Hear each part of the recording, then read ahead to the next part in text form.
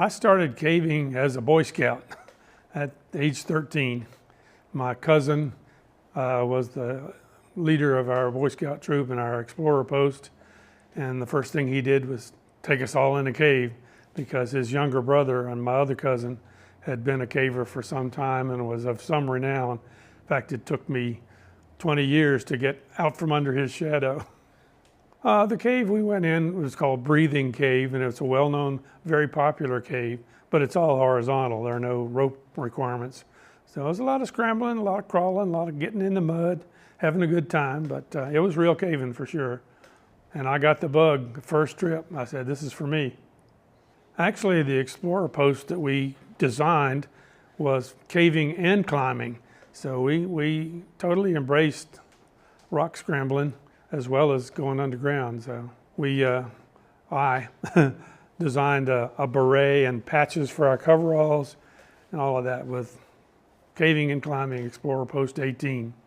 I actually had to put caving aside when I got to college because I went to Davidson College in Flatland, North Carolina, and there was no caving to be had within 5 or 6 hours. So, and I went from there straight into the Army. My basic training was at Aberdeen Proving Grounds because I was an ordnance officer, and I trained in missile maintenance.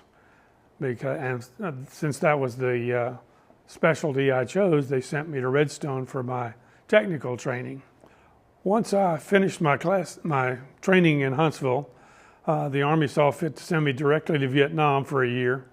So there was no caving over there because there were other occupants in the caves.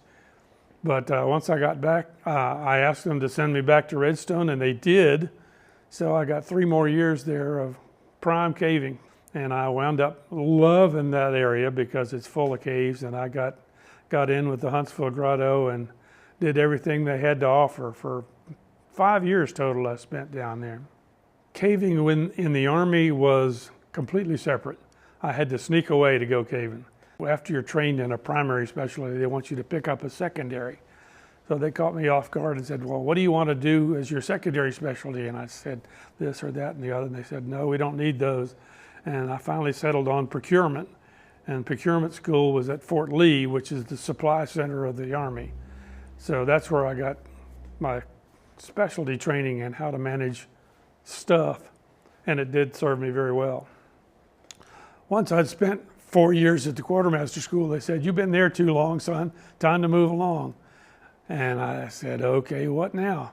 They said, well, you haven't been to Europe, let's send you over there for 3 years. I said, great, I'd love to see Europe. So off I went, and I wound up at the 200th Theater Army Material Management Command in Zweibrücken, which is far west Germany, right next to France. In Germany, I was pretty well busy with the job that I had, so time was spare. But I did get away half a dozen or a dozen times to go caving. And in the process, well, they had a European grotto of the NSS over there at that point, because there were a lot of military that were cavers. And we got together occasionally and went caving in Austria or France. And on occasion, we went to a cave in France that was next to this guy who had a little caving shop in his garage. His name was René Misery, M-I-Z-E-R-I. And he had made nylon coveralls. And it's the first we'd ever seen such a thing. We all bought some, and they were wonderful. And we enjoyed him very much. He had Petzl gear that was cheaper than anything we'd ever seen. In fact, we'd not seen a lot of Petzl at all at that point. But we developed a relationship to him and came back several times for more gear. The Petzl gear that we discovered in France was basically something new. We had seen some of the early black and white catalogs of Petzl gear, but we'd never seen the gear in hand. So it was very exciting, and it was very cheap. In fact, I could buy stuff retail from René and sell it in the States for twice my normal margin. One of the items that we discovered in Misery's shop was called a Traxon, and it was a unique piece that was an ascender and a descender all on one device. You wore it on your chest, had a little cam that you could climb up with, and you could also slip it and slide down the cave to get into the cave. What really geeks me out about gear is vertical, climbing gear, because I'm a big pit bobber. I love vertical caving, and anything, it has evolved dramatically in the last 30 years. So I've always been at the forefront of providing the latest and greatest technical gear. That's always been IMO's strong suit. We always had the latest extra gear because I was still buying from Europe, and Europe was advancing much more rapidly than the United States. We were Luddites as far as vertical gear. So I'd have all these new items every year, and I prided myself on having the latest. And I knew if I bought 2 of them, I would sell 1. When I came home from Germany, they wanted to post me at a place as close as possible to where I entered the Army to save their cost in turning me back to where I came from. So that spot was Fort Monroe in Tidewater, Virginia, which was a long way from the caves. It was about a 4-hour drive, but there were a lot of cavers down there that were making that drive, and I just fell in with that crowd. I went to the first caving event in the Virginia region and showed off my stuff, and everybody said, "Wow, where did you get that? Can I get some? Can you get me some?" And the idea first sparked to me that, hey, you know, I could kind of pay for my caving adventures doing this. I could get them some gear and get a little cash in my pocket. It was several years later that after I had fulfilled orders for all of my friends in the Virginia area, that it occurred to me that maybe this could be more than that. Because I'm a couple of years from retirement here, and I'm going to need something else to bring bread to the table. Unfortunately, within about a year, I foolishly sent some pictures of my operation back to Rene, and he quickly said, no, you can't do this with my name. You're not my business.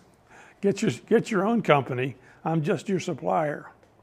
So overnight, I had to think of a new name and whether I wanted to create an actual business. So literally overnight, I came up with Intermountain Outfitters. So I had a friend of mine who was in design in Richmond actually put it together for me, and then we went through several iterations till we got it the way we liked it. Getting gear from Rene in France to come to Virginia was a hurdle and a half. In those days, there was no internet, there was no email. Had to call on the telephone. It was extremely expensive. So we were stuck with writing letters back and forth. And writing a letter in French was a trick for me because I didn't speak French very much. So I found a high school gal that lived down the street that was taking French, and she helped me compose a very basic letter to send over there to Rene after I had called one of my friends at the Tamsi and asked him to call Rene and tell him what was up and that I would send him an order. And he got the order and he sent me an acknowledgement, and a week or 2 later it came in, but it came into the port at Norfolk, and I had to figure out how to do the whole customs routine to get this stuff into the country. That was another learning experience. So once I had some gear in hand, I had to figure out how I was going to market it.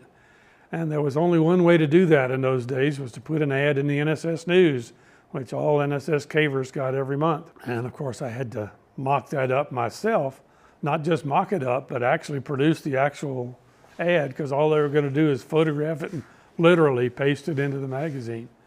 So I got good at creating ads at this point. Ads at the NSS News were never cheap. They saw their magazine as a prime real estate for cave vendors that were coming along. So I usually used the smallest possible ad, a 1/16 of a page, down in one corner, and I would talk to the editor and make sure I got good placement next to an interesting article.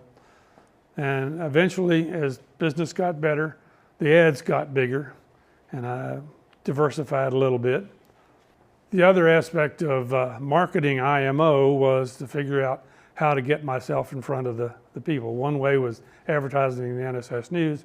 The other way, and more important way, was showing the flag by appearing at all the caving events. Now, I didn't know where many of them were. I knew about Old Timers Reunion. I knew about Speleo Fest in Kentucky, But that was about it. So I just started paying real close attention to the NSS News because they had a calendar page every month. And I start seeing these other little events pop up. And so I would contact those folks and see if they would have a vendor. In those days, there were no cave vendors to speak of. There was only Bob and Bob. Bob started in California with another Bob, hence the name. And the other Bob crapped out pretty quickly. So Bob was all by himself. So he realized that most of the caving was going on in the east. So he moved him and his whole operation to West Virginia. He was the cave vendor for years and years and years. From, I think he started in 72 and I started in 84. So he was well on his way at that point. And he became a good friend. He was a little leery of me starting in, but competing with him. But he got over that when I started buying stuff from him to resell. On my first forays into caving events, I drove a Volkswagen Vanagon, made good mileage, but it wasn't exactly huge. But my method of containerizing my wares was to put them in 20 ream paper boxes from the Xerox machine at Fort Monroe. And that worked out perfectly because I could fit 6 of those boxes in the back of my Volkswagen and still have a place to sleep. I started traveling to what became about 12 events a year, which was between May and October, which meant just about every other weekend I was on the road, somewhere between West Virginia, Indiana, even as far as Missouri and Alabama.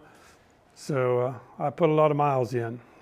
Very quickly, my inventory outstripped what the Volkswagen could carry, and I had to figure out another solution. So I looked at one of the automotive stores and found a 4x6 trailer that I could assemble myself and then build a box on to be my sales outfit.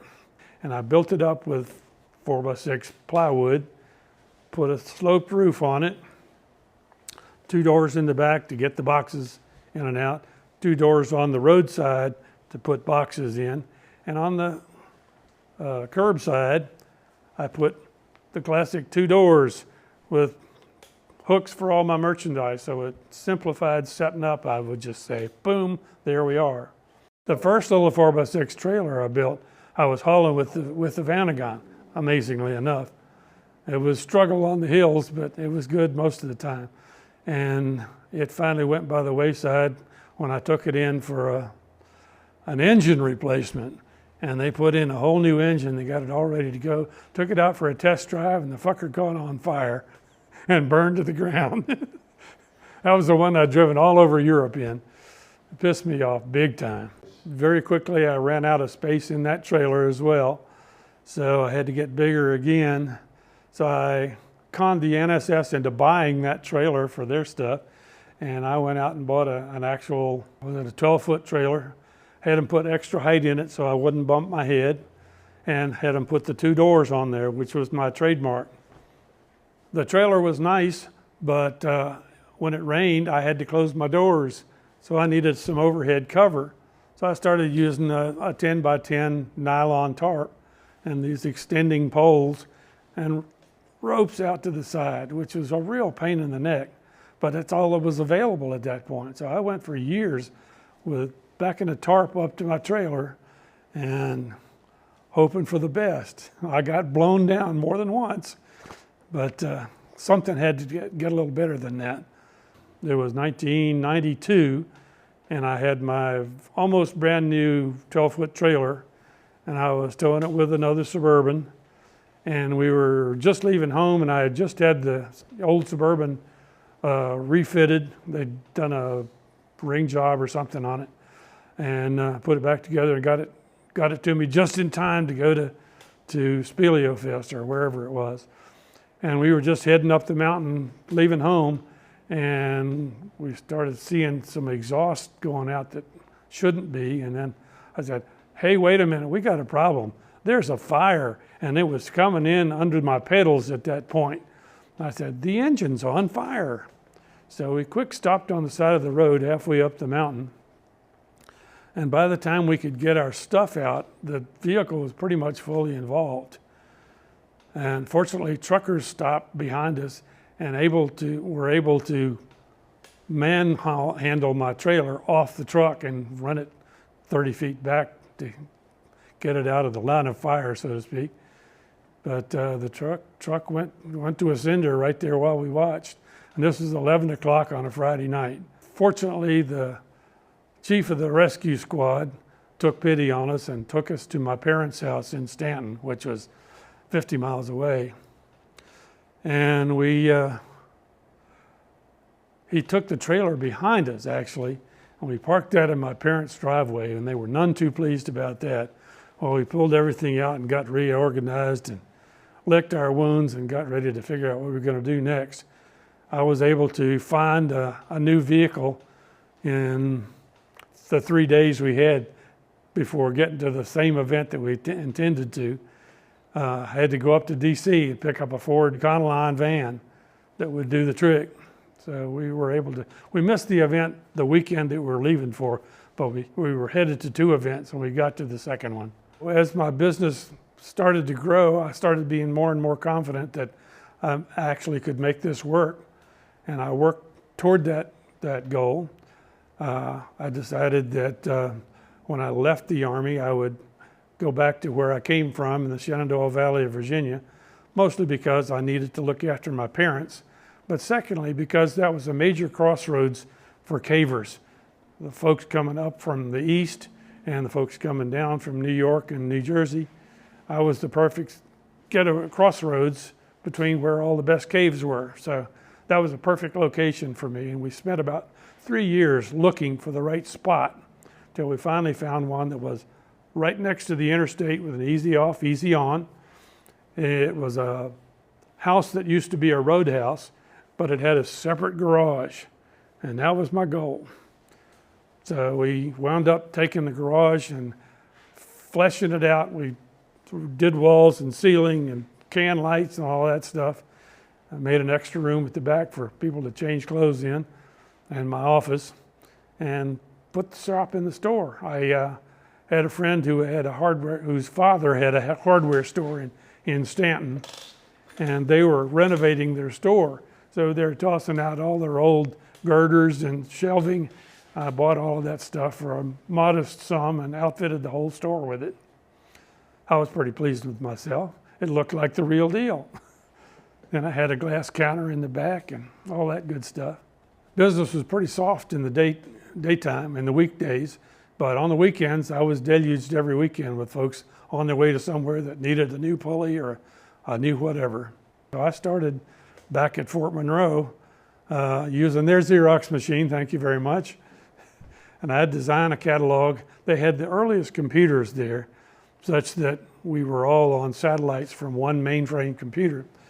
And so I would have to create my catalog in Microsoft Word and leave a little blank for where I would physically stick an image of the product that I would Xerox smaller and smaller and smaller until it would fit where I wanted it. It was tedious, but it got the job done. Later on, I got more sophisticated when computers finally came around. I was lucky to be in the Army at that point because they gave me a computer and showed me how to use it. And from there on, I built my own catalogs in WordPerfect, and then PageMaker was big back then. And I got to where I had a 54-page catalog with a color cover, and by the time I finished. So my transition from the military to Northern Virginia was in 1993. I spent a number of years after I left the Army in '87. I went back to work in the same office at the same desk with a different set of clothes. Thank goodness my boss needed me so badly, he kept me on as a civilian. But I really got tired of that by '93, and we'd found a place to be, so I said sayonara and left the Army forever. By the time we got settled in Virginia with my shop put together, I realized that the internet was a thing that was coming along. Actually, it was a teenager at one of the caving events who said, "You know, Alex, you really should have a website." And I'm the guy because I'm doing the website that we're going to put in place for the NSS, and we'd like to host you there. I said, hey, that sounds like a deal to me, but it didn't quite work out that way. But eventually I sat down with a book and learned how to code HTML and painstakingly built my catalog page by page and put it online in '97. Well, my website went through various iterations as I got better at the trade. It was pretty bare bones initially, but I finally got it worked out there where every product category had its own page and you could navigate among the pages. I was pretty proud of it at the time, but it's kind of pedantic at this point. Initially, I was pretty much dependent on other people's catalogs, the manufacturer's catalogs, and failing that, I would take a picture and put that up there. I got pretty good at creating my own images, but it took a while. I was dependent on black and white line art for the longest time. Initially, it was the events that kept food on the table with a little help from folks dropping by.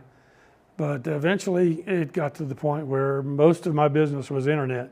It was a continual process of outgrowing what I had and figuring how to get to the next step, and just by hook or by crook and mean strength and awkwardness, getting to the next level. It was all a learning experience. The caving at the Tag Fall Cave-In is one of my favorite events of all, not the least of which is because it's back in my favorite cave-in area in the Huntsville area. It's come a long way in 45 years now. It started with rather meager beginnings, like they all do, but it quickly got built out by the Dogwood City Grotto, has owned it for the whole time, and they keep on making it better. They've always got a new trick up their sleeve every year. It's been to 3 locations now. Used to be down the road from where it is presently. The current location has been theirs since, well, for 20 years now. It started out as a bare patch of forest in North Georgia, which they cleared, built a bathhouse, built a road into it, cleared campsites all around, just did a tremendous amount of work on it, and it made it into probably the best site an NSS caver has ever been to. I think the future of caving is pretty bright, actually. In its heyday in the 80s and 90s, the NSS was 12,000 strong. Now we've slimmed down to, we got down to about 7,500, but it's now on the rise, and it's been steady rising every year for the last 5. We're up to about 8,300 now, I believe. So I think it'll continue to grow because people have more leisure time, and it's better known than back in the day when people said, "You do what?" Everybody knows what a caver is now. He's not a spelunker anymore. What do I like about caving? I like the people. They're all good folks. We have a good time. We do a lot of traveling. We see a lot of the world that we wouldn't otherwise, above and below. And the feeling of camaraderie underground is something that you can't experience any other way unless perhaps cave diving. We have a good time underground, and when we get out, we party. So it's just a big family. That's what I love most about it. But the caving itself is always a challenge because you're looking for new passage that nobody's been in. You're looking for nice formations that nobody's ever seen to take pictures of. You're looking for evidence of previous inhabitants. The lure of caving for me was going where no one had ever been before, and the prospect of going, actually breaking new ground where people had never been was the excitement. There's always going to be some smaller passages and places where you have to wiggle and squeal, but most cavers start out doing the smallest stuff, and as they get older, they tend to stay in bigger passages. Leave it to the young folks to do the push in the rat holes. I don't have any difficulty being in small places. I've been in crawlways so small I couldn't move my head vertically. It had to be sideways. What they call it is an ear dipper, where you're keeping your nose above water, but everything else is below and your other ear is hitting the ceiling. I think the idea of having gone too far has probably occurred to every caver many times. That's when you know it's time to turn around, when you're not comfortable anymore. And at that point, you're not really turning around, you're backing up. Cavers are a special breed. When you're underground, your life depends on the company you keep. So cavers look out for each other, both underground and above. And we really consider other cavers to be family. When I'd done the business out of my own store in Virginia for about 20 years, I started thinking about how does one get out of business? Having gotten myself in here, I watched Bob Liebman fly his Bob and Bob into the ground, and I said, I don't want that to happen to me, so I better have a plan. And I was thinking about a plan, and there wasn't a plan materializing until Nina Martin approached me at a Tag Fall Cave-In and said, we'd like to buy your business. And I said, okay, where do I sign? And that was that. I was pleased to see Nina and Jeff Martin take over my business, and they jumped into it with all 4 feet. They built themselves a store behind their house initially. That sufficed for several years for them, but then they decided they needed to expand like everybody does. And so they moved to Northwest Georgia and built a whole business with their living quarters over top. And that sufficed they had it for 16 years and finally decided they needed to get out. And that's where Mike Green came in. I first met Mike Green at the Tag Fall Cave-In in 2022.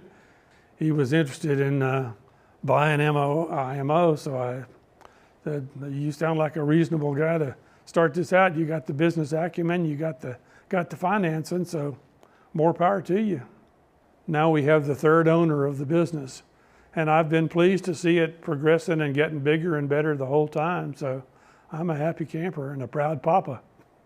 I think IMO is in a great position now to move the ball forward yet again. He's got an actual physical location in a commercial building, not his garage, and he's set to expand big time in the next couple of years, and I'm excited for him. I think I'm proudest that the business I started with such lowly beginnings in 1984, and it's thriving. I'm delighted with that.